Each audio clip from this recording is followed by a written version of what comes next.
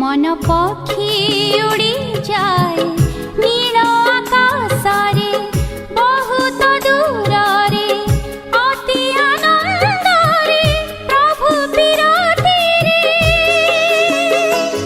मन पक्षी उड़ी जाए नील आकाशरे बहुत दूर रे अति आनंद रे प्रभु विरोधी रे। मन पक्षी उड़ी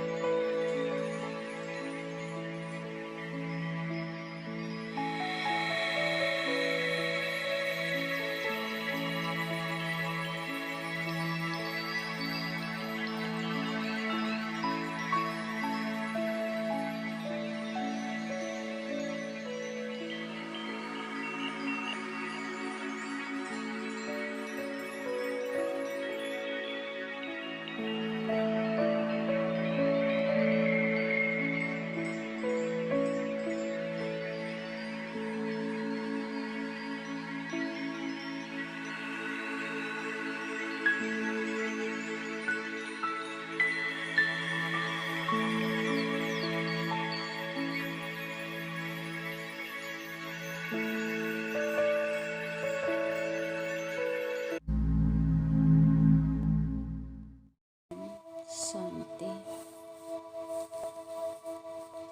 ଏହି ଶରୀରର ଭ୍ରୁକୁଟି ମଧ୍ୟରେ ମୋ ଆତ୍ମା ବିରାଜମାନ। ଭ୍ରୁକୁଟି ମଧ୍ୟସ୍ଥ ମୋ ଜ୍ୟୋତିର୍ବିନ୍ଦୁ ଆତ୍ମା ଶରୀର ରୂପକ ରାଜ୍ୟର ରାଜା ଅଟେ। କର୍ମେନ୍ଦ୍ରିୟ ମୋର ପ୍ରଜା ଅଟନ୍ତି। ମନ ବୁଦ୍ଧିର ବିମାନ ଦ୍ୱାରା ମୁଁ ଆତ୍ମା ପାଞ୍ଚ ତତ୍ଵର ଶରୀରକୁ ଛାଡ଼ି ଆକାଶ ମାର୍ଗ ଦେଇ ପରମ ଧାମକୁ ଯାତ୍ରା କରୁଅଛି। ଧୀରେ ଧୀରେ ମନ ପକ୍ଷୀ ଆକାଶର ବାଦଲକୁ ଡେଇଁ ଆହୁରି ଉପରକୁ ଉଡ଼ି ଯାଉଅଛି। ମୁଁ ଆତ୍ମା ଦେଖିବାକୁ ପାଉଛି ଲାଲ ପ୍ରକାଶମୟ ଦୁନିଆ। ଯେଉଁ ଦୁନିଆରେ ମୋର ପିତା ଶିବ ପରମାତ୍ମା ରହୁଛନ୍ତି। ଶିବ ବାବାଙ୍କର ଦିବ୍ୟ କିରଣ ସର୍ବଶକ୍ତିର ଅନୁଭବ କରାଉଅଛି। ମୋର ପିତା ସକଳ ଶକ୍ତିର ଆଧାର ଅଟନ୍ତି। ମୁଁ ମଧ୍ୟ ମାଷ୍ଟର ସକଳ ଶକ୍ତିର ଆଧାର ହୋଇଯାଇଛି। ପିତାଙ୍କର ତେଜସ୍ୱୀ କିରଣରେ ଆତ୍ମାର ଜନ୍ମ ଜନ୍ମାନ୍ତରର ବିକର୍ମ ବିନାଶ ହୋଇଯାଉଛି। ମୁଁ ଆତ୍ମା ପରମ ଧାମରେ ମୋର ଆତ୍ମା ଭାଇମାନଙ୍କୁ ଦେଖୁଅଛି। ସମସ୍ତେ ପିତାଙ୍କର ତେଜସ୍ୱୀ ଓ ଶୀତଳ କିରଣକୁ ପ୍ରାପ୍ତ କରି ଶାନ୍ତିର ଅନୁଭୂତି କରୁଛନ୍ତି। ମୁଁ ଆତ୍ମା ବର୍ତ୍ତମାନ ନିଜକୁ ମନୁଷ୍ୟ ସୃଷ୍ଟି ରୂପୀ କଳ୍ପବୃକ୍ଷର ମୂଳ ଭାଗରେ ଦେଖିବାକୁ ପାଉଛି। ପରମାତ୍ମାଙ୍କର ଶକ୍ତି ମୋ ଆତ୍ମା ଉପରେ ପଡ଼ୁଅଛି। ସେହି ଶକ୍ତି ସମସ୍ତ ଆତ୍ମା ରୂପକ ପତ୍ର ପାଖକୁ ପହଞ୍ଚୁଅଛି। ସମସ୍ତ ଆତ୍ମା ପରମାତ୍ମାଙ୍କ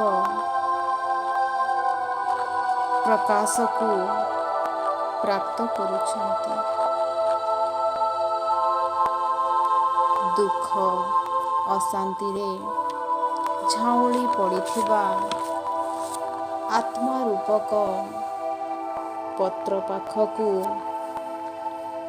ପରମାତ୍ମାଙ୍କର ସ୍ନେହ ଏବଂ ଶକ୍ତି ମୋ ଆତ୍ମା ଦ୍ୱାରା ପହଞ୍ଚୁଅଛି। ମୋ ଆତ୍ମା ବୀଜ ସ୍ୱରୂପ। ମୋ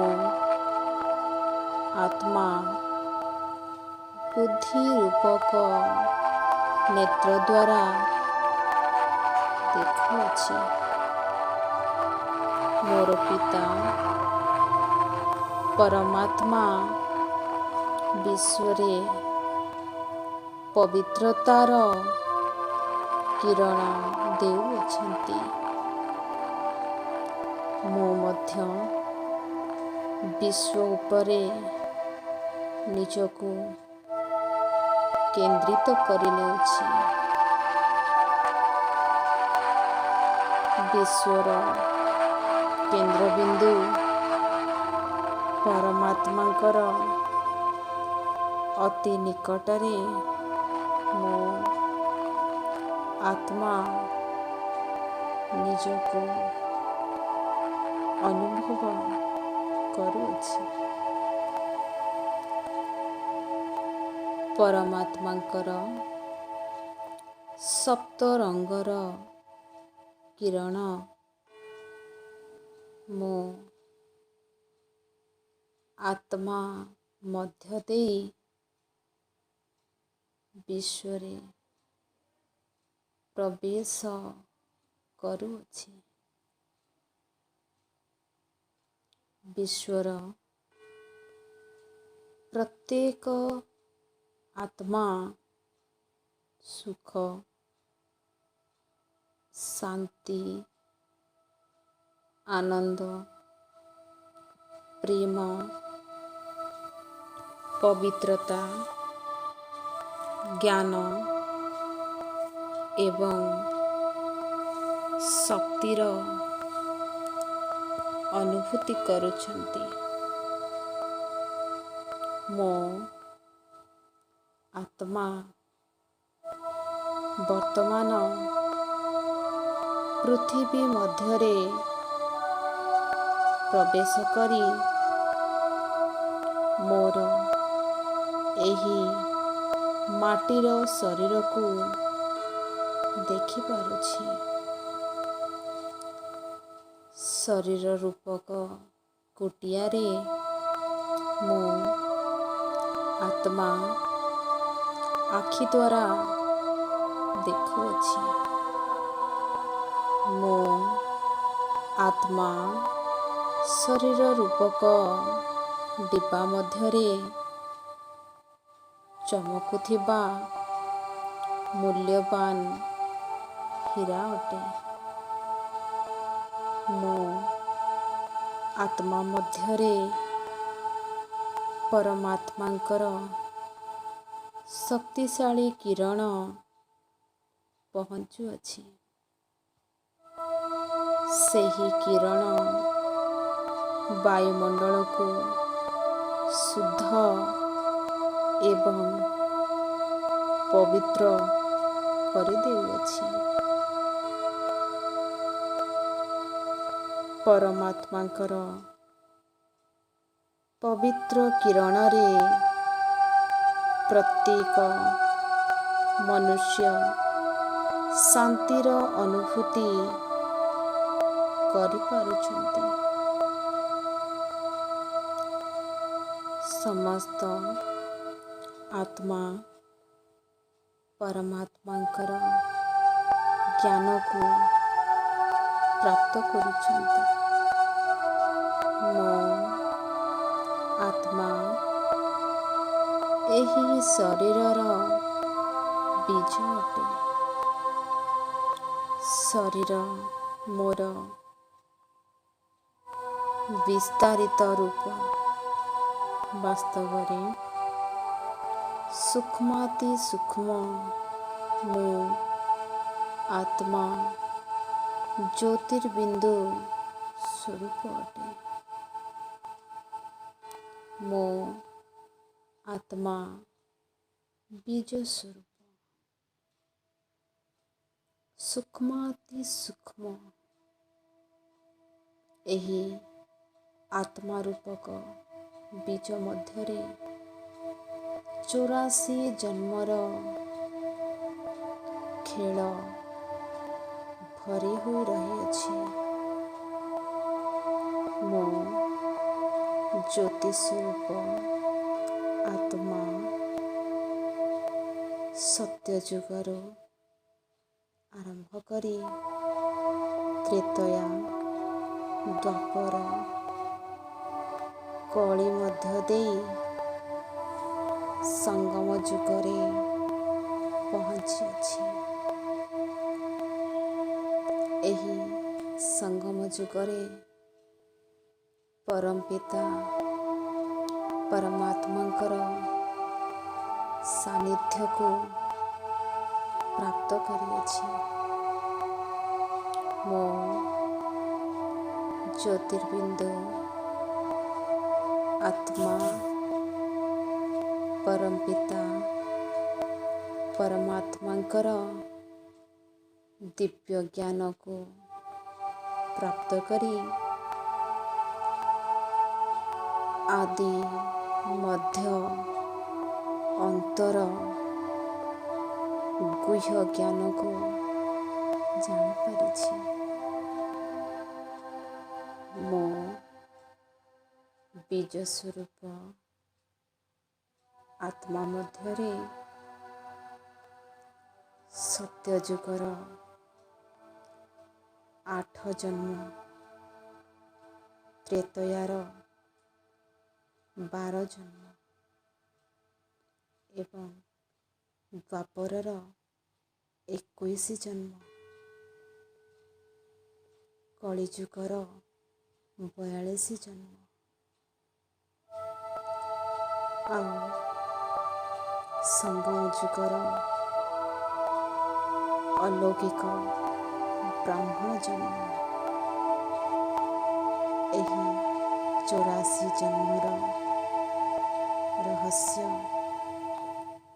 ମୋ ବୀଜ ସ୍ୱରୂପ ଆତ୍ମା ମଧ୍ୟରେ ରହିଅଛି। ମୋ ଜ୍ୟୋତିର୍ବିନ୍ଦୁ ବୀଜ ସ୍ୱରୂପ ଆତ୍ମା ପରମଧାମରେ ନିରାକାର ସ୍ଥିତିରେ ପରମପିତା ପରମାତ୍ମାଙ୍କର ସହିତ ବାସ କରିଥାଏ।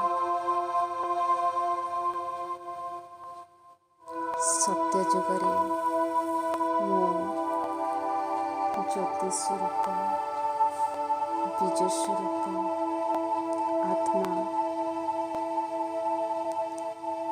ଅବତରଣ କରି କଞ୍ଚନକାୟା ଶରୀରକୁ ପ୍ରାପ୍ତ କରେ। ଦେବୀ ଦେବତାଙ୍କର ଦୁନିଆରେ ମୁଁ ଆତ୍ମା ସମ୍ପୂର୍ଣ୍ଣ ସୁଖର ଅନୁଭୂତି କରିଥାଏ। ମୁଁ ସତ୍ୟ ଯୁଗରେ ମଧ୍ୟ ଦେହୀ ଅଭିମାନୀ ହୋଇ ବସବାସ କରିଥାଏ। ମୁଁ ବୀଜ ସ୍ୱରୂପ ଆତ୍ମା ଧୀରେ ଧୀରେ ତ୍ରେତୟା ଯୁଗରେ ପ୍ରବେଶ କରିଥାଏ।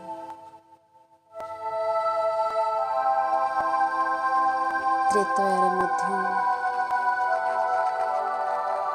ସେମି ସ୍ୱର୍ଗର ଅନୁଭୂତି କରିଥାଏ।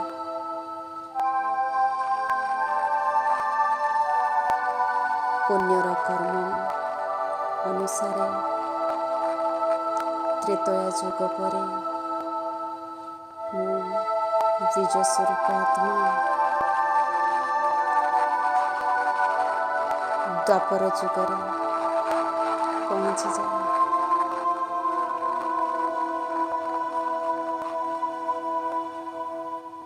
ସେହି ଦ୍ୱାପର ଯୁଗରେ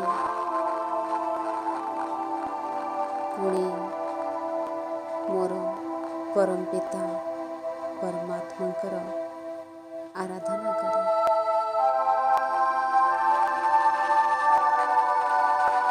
ପରମାତ୍ମାଙ୍କୁ ଆହ୍ୱାନ କରେ ଧରା ପୃଷ୍ଠରେ, ହେ ମୋର ପିତା,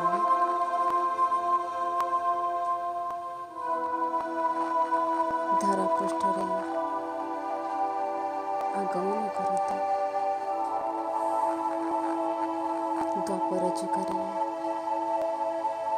ପୂଜା ପାଠ କରି ମୁଁ ବୀଜ ସ୍ୱରୂପ ଆତ୍ମା, ଜ୍ୟୋତି ସ୍ୱରୂପ ଆତ୍ମା ପୂଜାରୀ ହୋଇଯାଏ।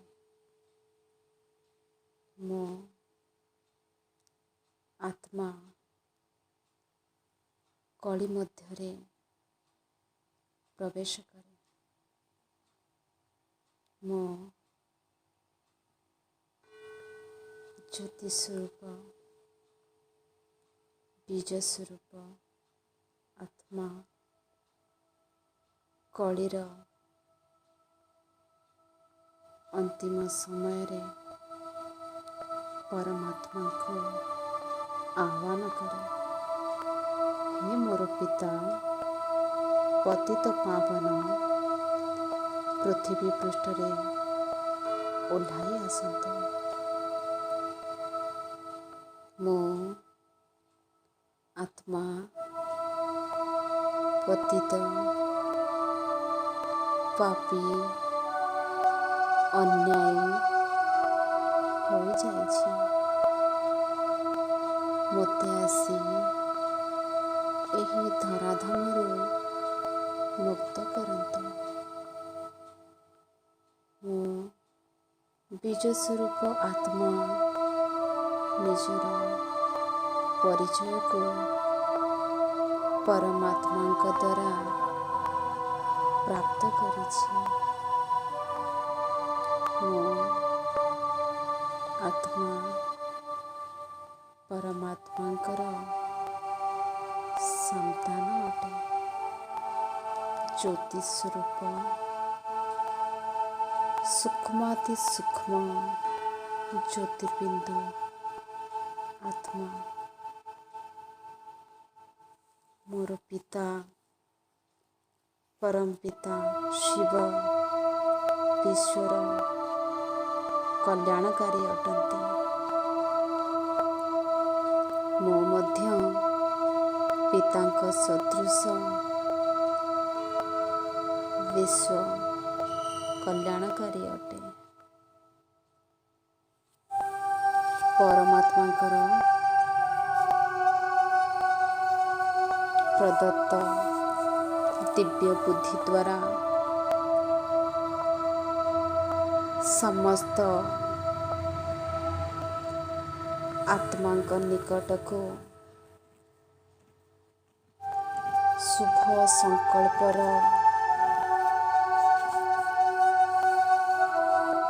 ଜଳକୁ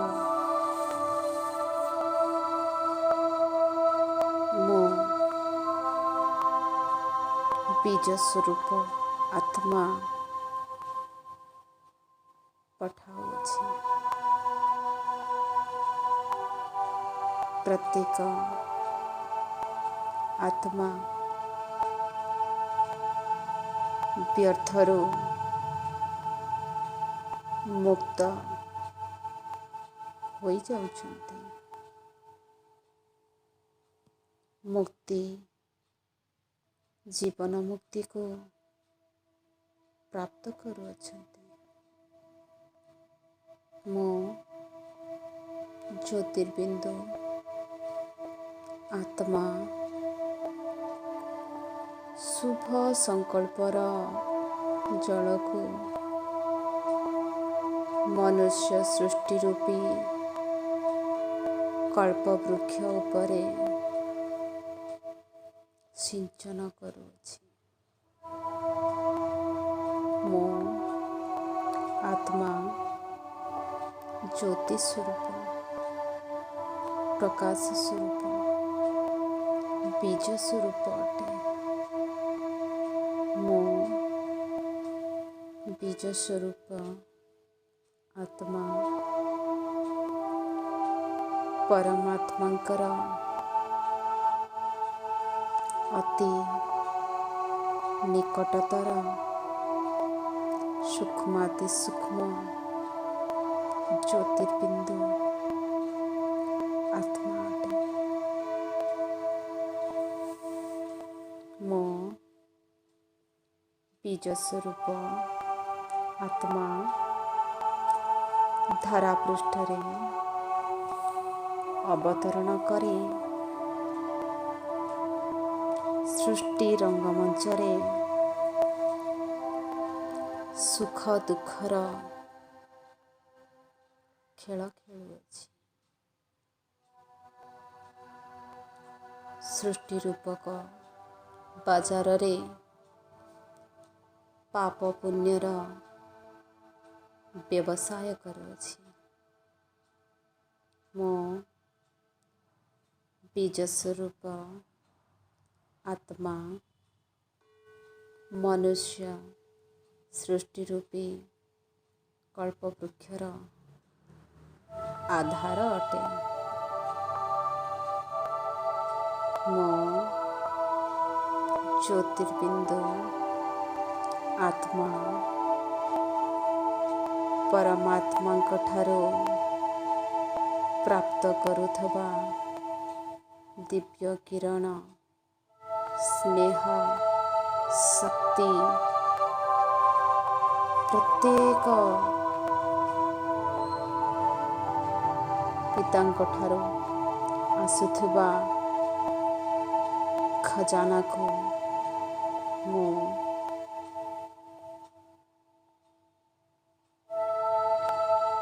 ମନୁଷ୍ୟ ସୃଷ୍ଟି ରୂପୀ କଳ୍ପ ବୃକ୍ଷର ଡାଳ ଡାଳ ପତ୍ର ପତ୍ର ପର୍ଯ୍ୟନ୍ତ ପହଞ୍ଚାଉଅଛି। ମୁଁ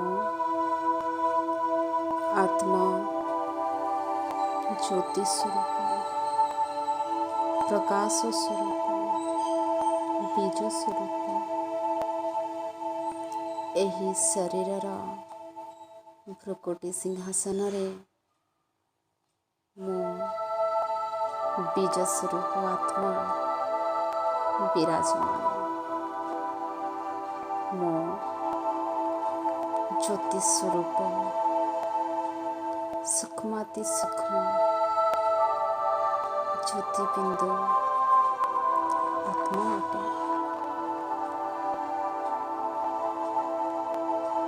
ପରମାତ୍ମାଙ୍କର ଦିବ୍ୟ ଜ୍ଞାନକୁ ପ୍ରାପ୍ତ କରି ମୁଁ ମନୁଷ୍ୟ ସୃଷ୍ଟି ରୂପୀ କଳ୍ପବୃକ୍ଷର ମୂଳରେ ରହି କଳ୍ପବୃକ୍ଷକୁ ସକାଶ ଦେଉଅଛି।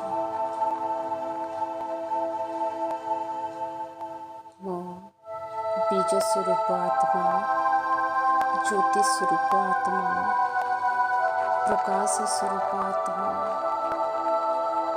ଏହା ମୋର ବାସ୍ତବ ପରିଚୟ। ଓମ୍ ଶାନ୍ତି।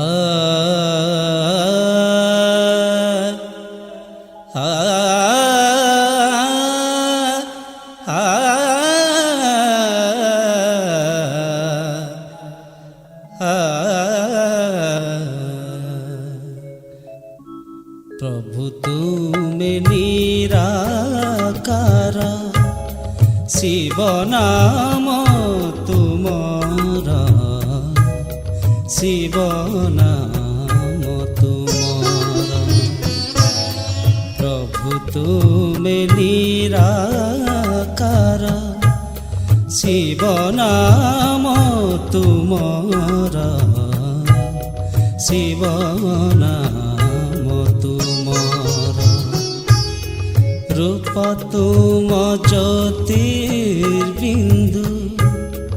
रूप तुम ज्योतिर्बिंदु सुख शांति सागर सुख शांति सागर प्रभु तुमे निराकार शिव नाम तुमरा शिव नाम तुमरा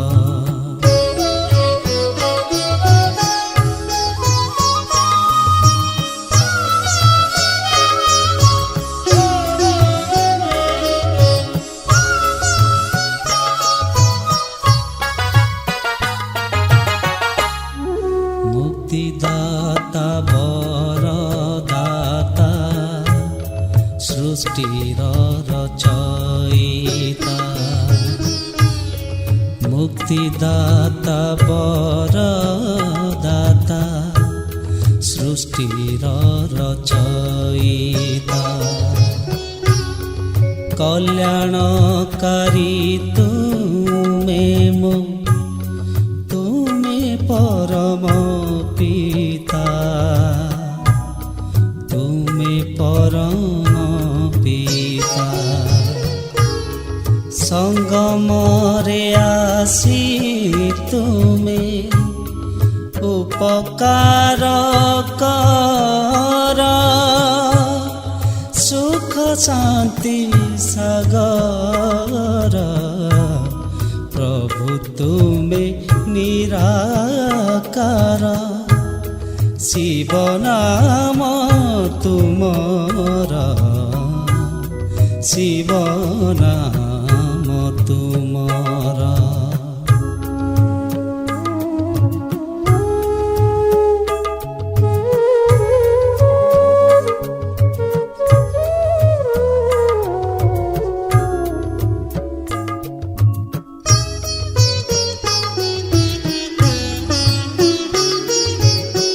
ब्रह्मा देहे ଆସି ତୁମେ ନିଅ ଯେ ଅବତାର ବ୍ରହ୍ମା ଦେହେ ଆସି ତୁମେ ନିଅ ଯେ ଅବତାର ଦୁଃଖ ନାଶନ ହେ ତୁମେ ରଚ ସୁଖ ସଂସାର ରଚ ସୁଖ ସଂସାର ସର୍ବଗୁଣର ସାଗର ତୁମେ ଜ୍ଞାନ ଭଣ୍ଡାର ସୁଖ ଶାନ୍ତି ସାଗର ପ୍ରଭୁ ତୁମେ ନିରାକାର ଶିବ ନାମ ତୁମର ଶିବ ନାମ ତୁମର ପ୍ରଭୁ ତୁମେ ନିରାକାର